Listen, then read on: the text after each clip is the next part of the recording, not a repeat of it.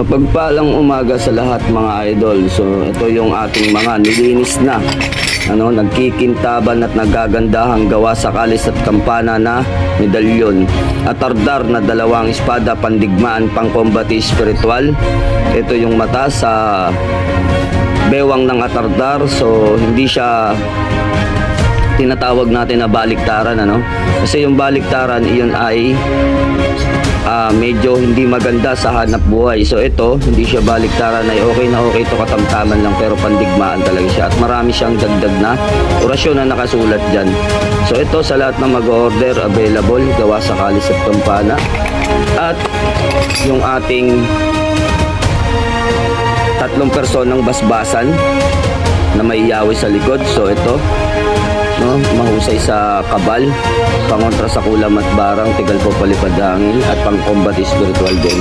Then ito naman yung ating rebuelta na automatic rebuelta na kapag suot ninyo ito kapag may nanigal po sa inyo, nanigal po kulam o barang, masamang elemento o nabati, na usog. So ito ay mainam na gamit ninyo na pangontra. Ito naman ang St. Benedict natin na hindi hayag.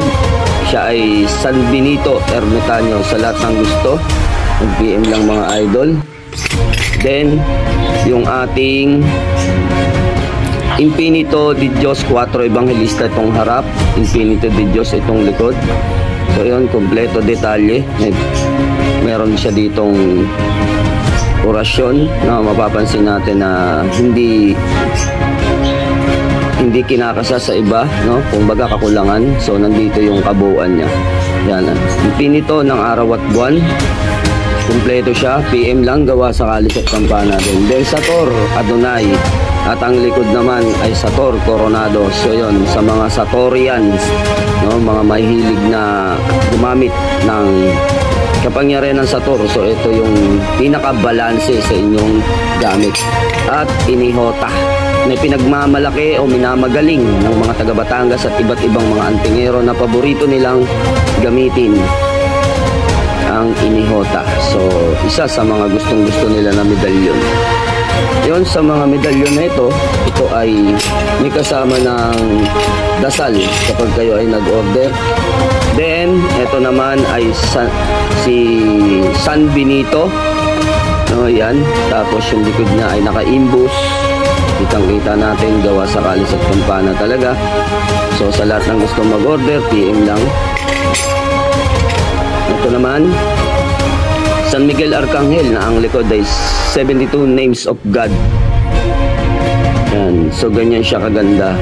Mga manggagamot na naghahanap ng matinding pangkombati spiritual. So ito ay banal na pangalan ng 72 Names of God at yung binabasbasan ng banal na espiritu na si San Miguel Arcangel na buhos ng kapangyarihan. So iyon, sa lahat na mag-o-order, alam na natin na i-PM mo lang yan. Then ito naman, araw at buwan ng Kristong pagkabuhay, nasa cross, basbasa ng banal na espiritu, at yung Santo Niño na sa swerte. So ito, maswerte to at protection din. So yun, PM lang mga idol sa lahat ng gustong umorder at napili mo. Screenshot mo yan, then i-PM mo sa akin para malaman natin ang price. So yun, good morning mga idol.